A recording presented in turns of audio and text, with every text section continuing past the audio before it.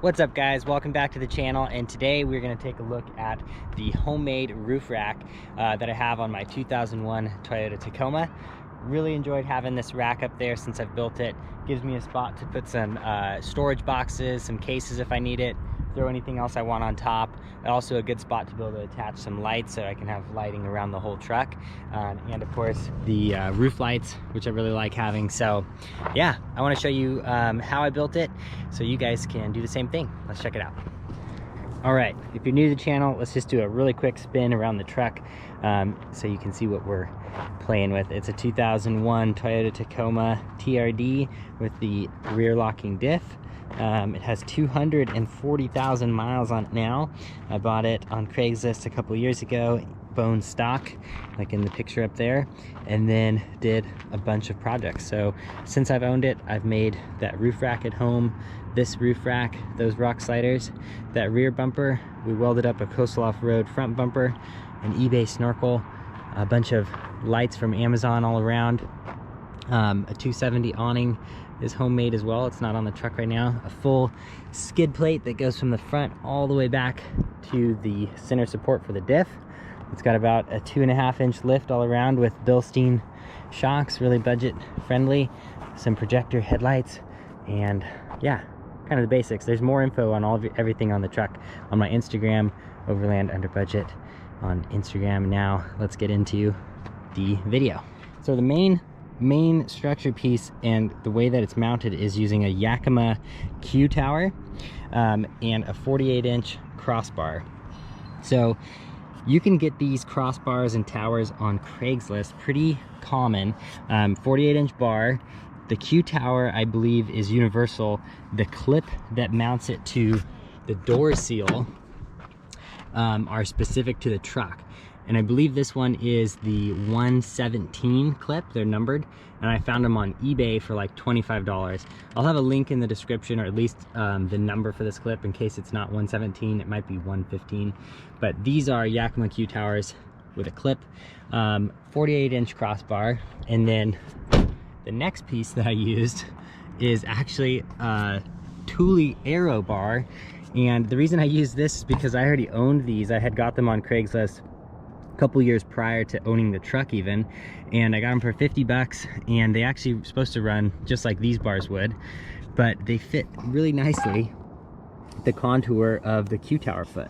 So when I was trying to come up with a design on how to use these Q towers because of the way they attached for a rack like this, I found these in my shed, and lo and behold, they work out really well. So these are aluminum, extruded aluminum.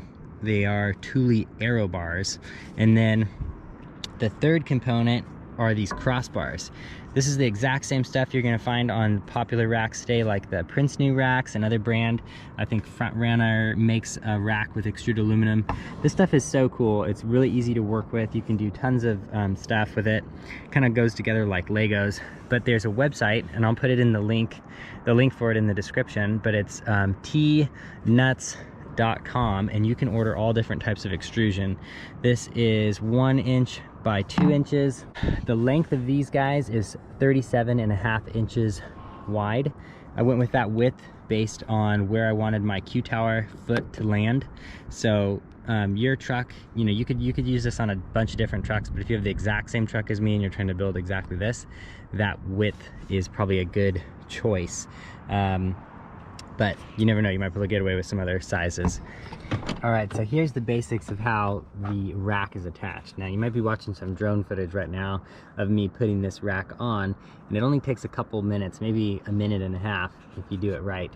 And the way that it's connecting is these Q towers are like little clamps, and this clip grabs this metal rain gutter or window seal. This is actually a piece of metal under there, part of the body. You can't really tell because there's rubber on it, but basically this clip hugs this, and when you close it down, it sucks the whole rack down, and it's really on there, really strong. I think the static load of these bars is 600 pounds on each side, so much more than I'd ever want to put on the top of the truck, but it's nice to know that it can hold it.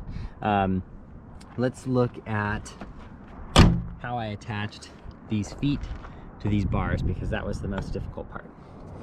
Okay, here's how it is attached to these mounting feet.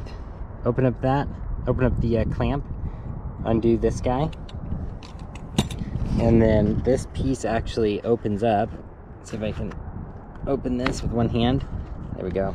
And you can see back there, this is metal.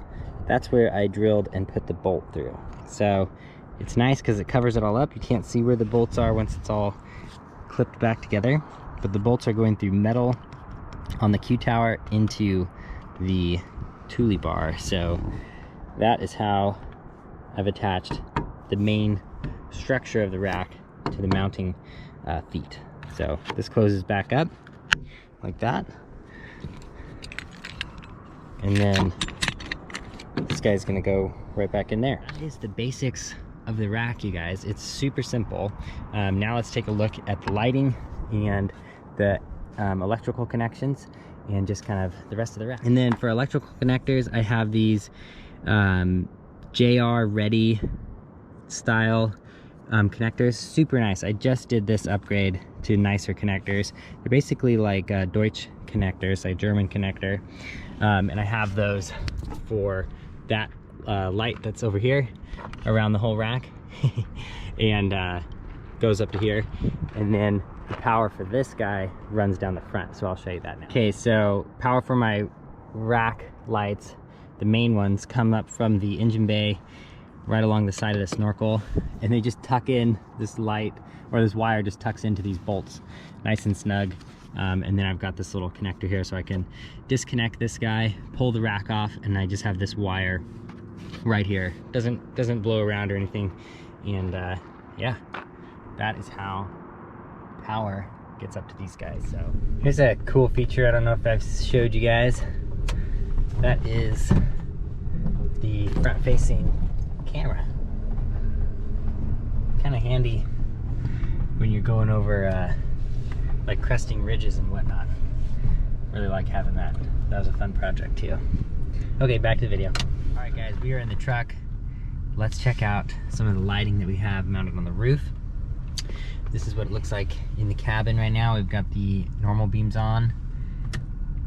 That's the high beams with the projectors. And then we've got our area beams, the ambers around on the sides, and then of course the roof mounted lights. You can tell those are pretty dang bright. So let's go take a look at what they look like outside. Okay, GoPro's having a little bit of a hard time with this, but that is the amber surround lights. Of course, the roof mounted lights. Pretty dang bright. They are definitely a flood pattern. I don't know if you can tell, you can't see in the camera because of the exposure, but you can see really high with these, which is kind of cool when you're in like a forest. But yeah, the rest of the truck, the amber lighting is just really nice to be able to, like, say, set up camp. It's super dim on purpose and just easy to easy on the eyes. It doesn't like blow out your night vision. Like if you had all the lights off and you're doing fine, but you just needed to kind of see something you were doing around the truck, turning those on won't just really hurt your eyes and then destroy your acquired night vision. So yeah, that's what it looks like, you guys. That's kind of my camp setup. I've also got the lights inside here. The back of the truck's a mess, but yeah, super handy to have lights in here as well. And that is my lighting setup, you guys. So hopefully that sheds some light on my setup.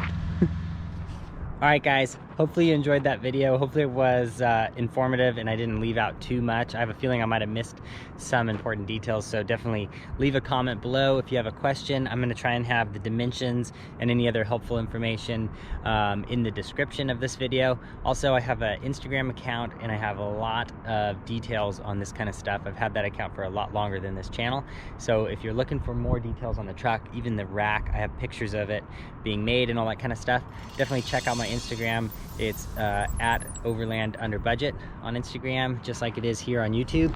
And you guys, thank you so much for everyone who's subscribed and follows the channel. It's amazing how much it's grown, and I'm just feeling really thankful. So thank you guys for waiting through another video. I hope you guys enjoyed it. Hope you find it useful, and I'll see you in the next one.